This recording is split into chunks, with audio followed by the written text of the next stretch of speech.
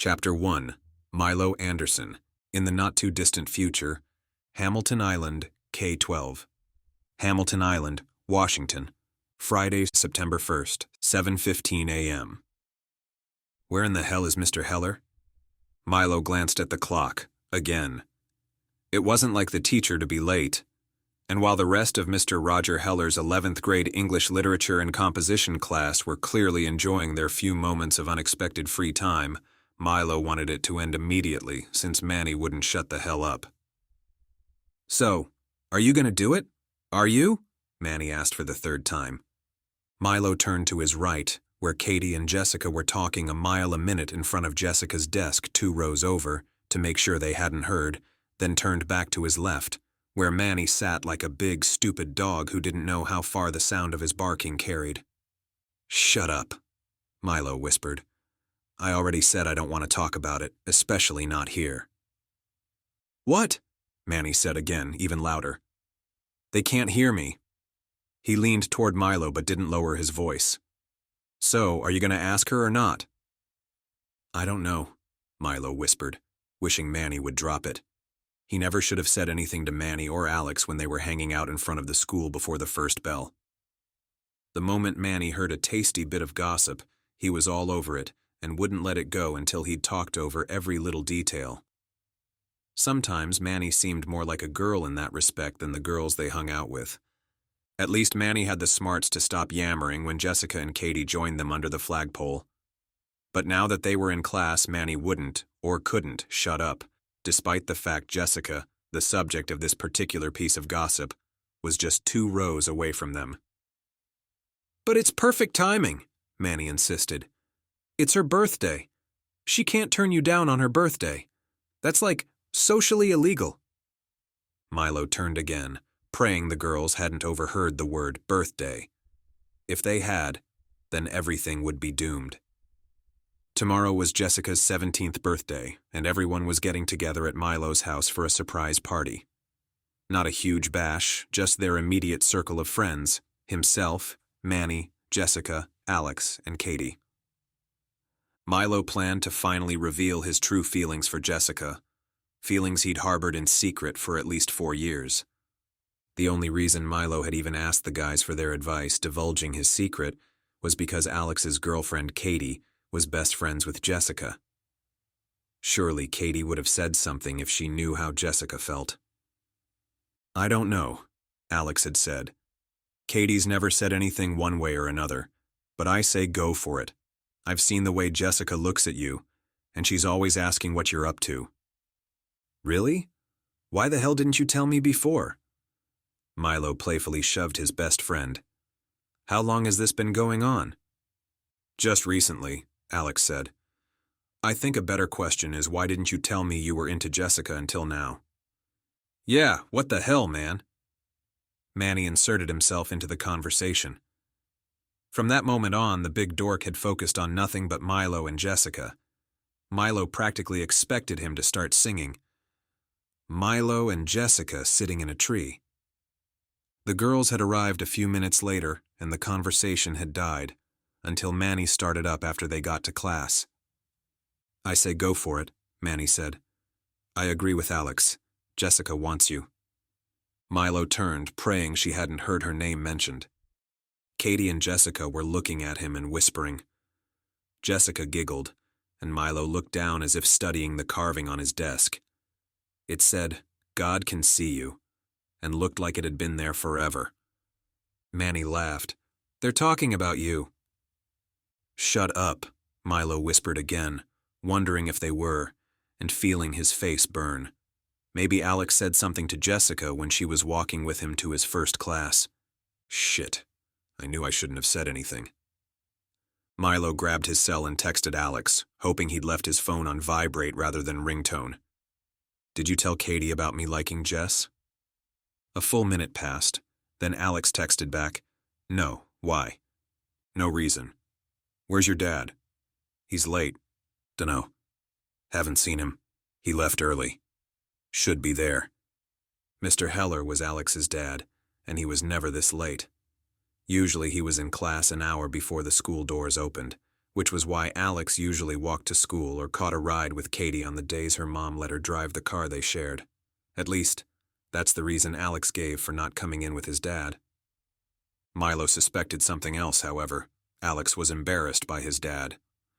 As cool and laid back as Alex was, Mr. Heller was nerdy, straight-laced, and talked like someone from one of those old TV shows with the big, happy, and thoroughly unrealistic families. The girls flirted with Mr. Heller, and the guys pretended to care about his lectures, but Mr. Heller was too oblivious to see they were messing with him.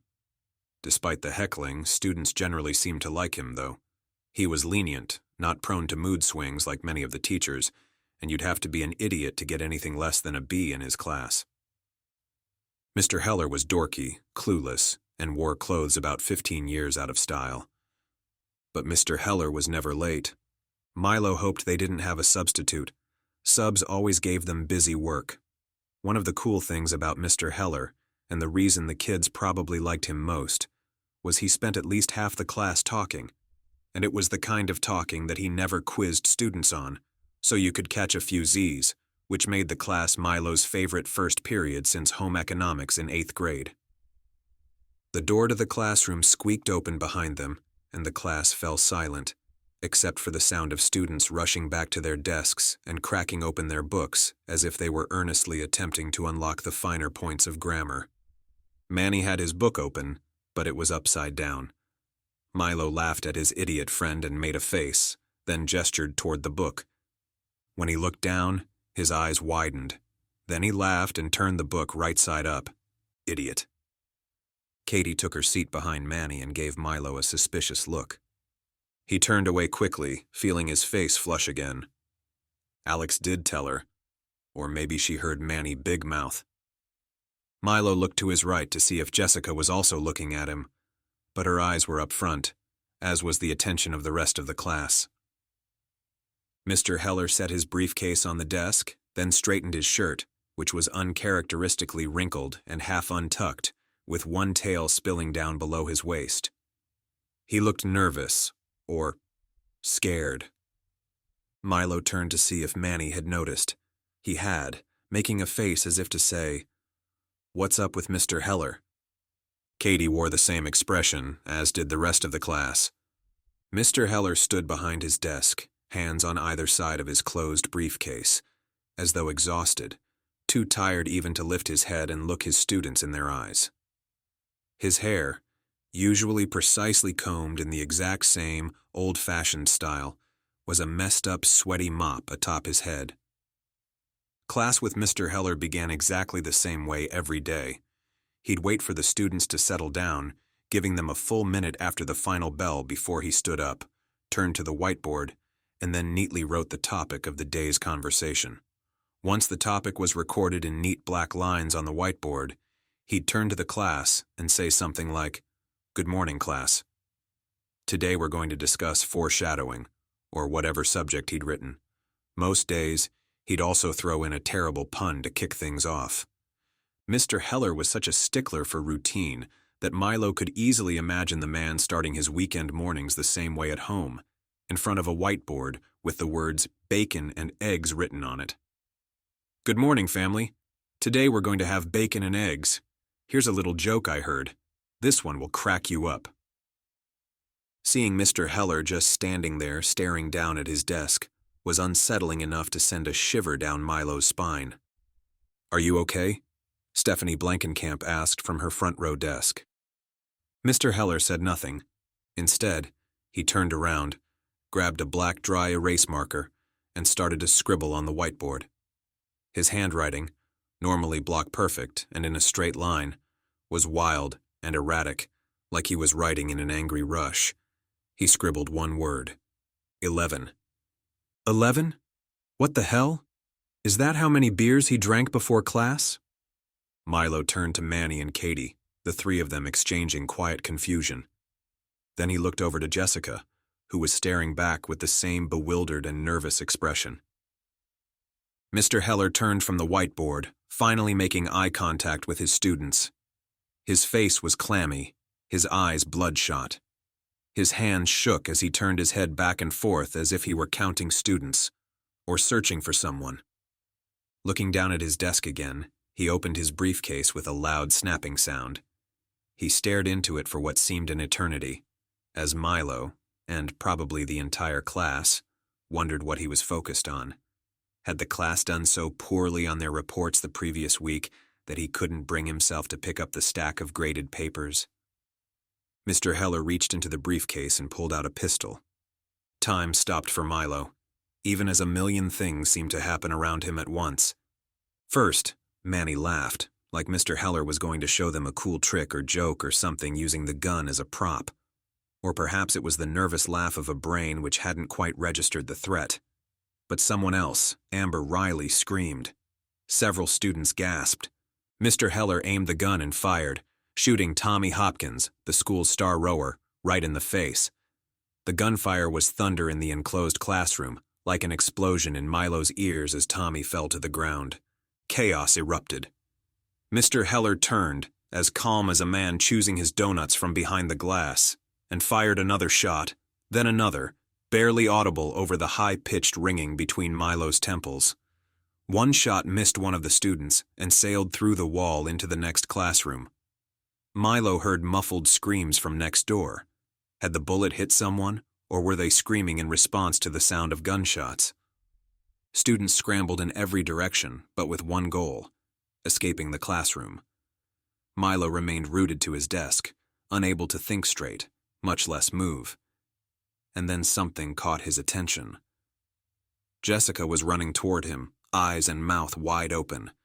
He had to get up and protect her. But he was too late. Milo's attention shifted from Jessica to just over her left shoulder, where Mr. Heller's blurred figure came into crystal clear focus, gun aimed directly at Jessica. "No!"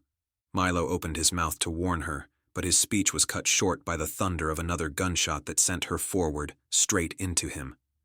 Milo, Jessica, and his desk tumbled in a painful collision of flesh, wood, metal, and carpet, and blood spreading across the front of Jessica's powder blue sweater.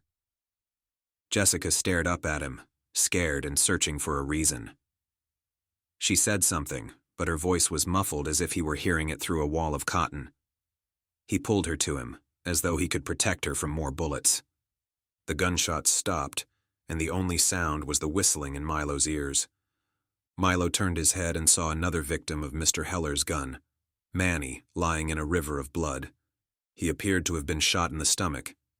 His eyes were glassy, but he wasn't dead. Yet. He was staring back at Milo, eyes pleading for help. Just as Milo wondered where Mr. Heller had gone in all the madness, the teacher appeared, walking toward them, gun drawn in his shaky hand. Milo wanted to get up, knock the gun away, or do something. But he was still paralyzed, afraid he'd do the wrong thing and get himself or his friends killed.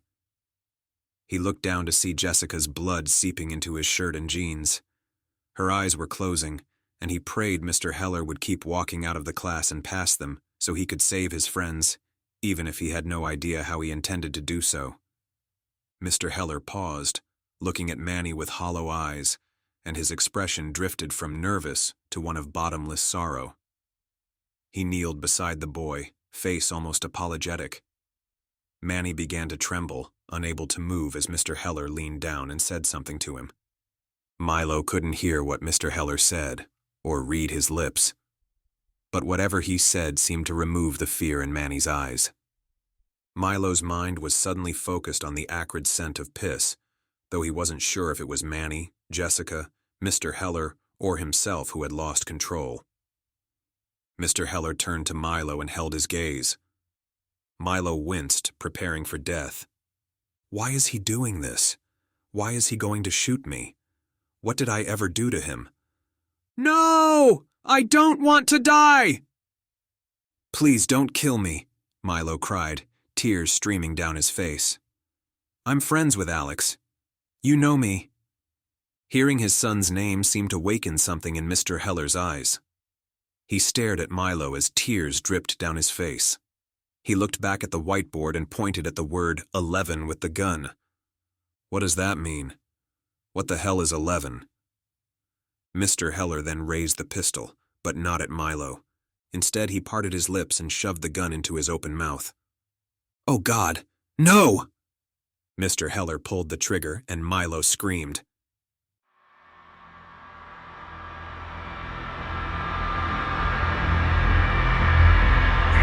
Don't